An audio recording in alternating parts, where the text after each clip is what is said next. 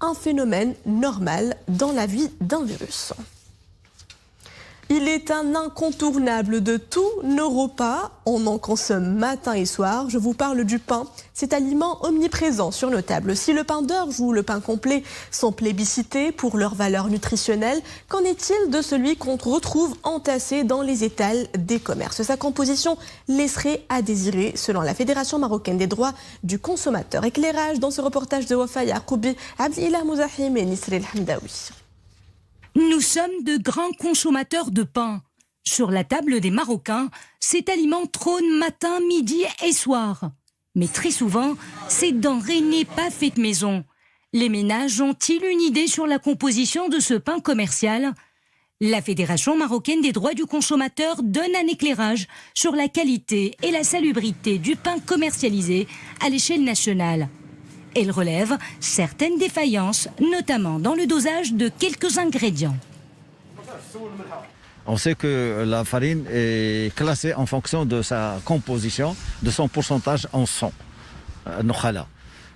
Plus le pourcentage du son est faible, plus le rendement est meilleur pour les minotiers et plus le produit, que nous appelons communément au Maroc force, est dangereux pour la santé. Le deuxième élément que nous avons souligné dans notre communiqué, c'est l'utilisation du sel. On ne peut pas manger du pain sans sel, sauf pour les gens qui ont l'hypertension, mais la quantité n'est pas définie, n'est pas connue, n'est pas réglementée. Le troisième élément qui est essentiel pour nous, c'est celui qui touche les diabétiques. C'est l'ajout volontaire à des fins technologiques du sucre sur le pain. Et nous avions fait une étude en 2017 qui a montré que l'ajout il atteint jusqu'à 3 grammes par pain. Ça fait beaucoup. Du côté des artisans du pain, le ton est serein.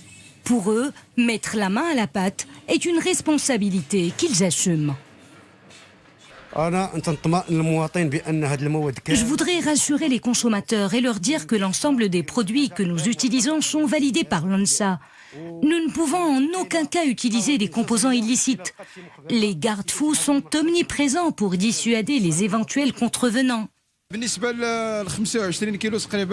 Pour 25 kg de farine, nous ajoutons 1 kg de sucre semoule, de la levure chimique et 100 g de sel. Tous les produits que nous utilisons sont autorisés par l'ANSA qui nous contrôle en permanence. La Fédération marocaine des droits du consommateur pointe, je cite, le caractère génétiquement modifié des produits céréaliers en circulation sur le marché. L'ANSA, gendarme de l'alimentation au Maroc, dément. Le blé marocain ne comporte aucun produit toxique et n'est pas modifié génétiquement. En plus, il n'existe pas de blé modifié génétiquement qui serait commercialisé à l'échelle mondiale. Il faut savoir que le blé marocain est conforme aux normes de sécurité sanitaire. Et le blé importé est soumis au contrôle rigoureux de l'ANSA.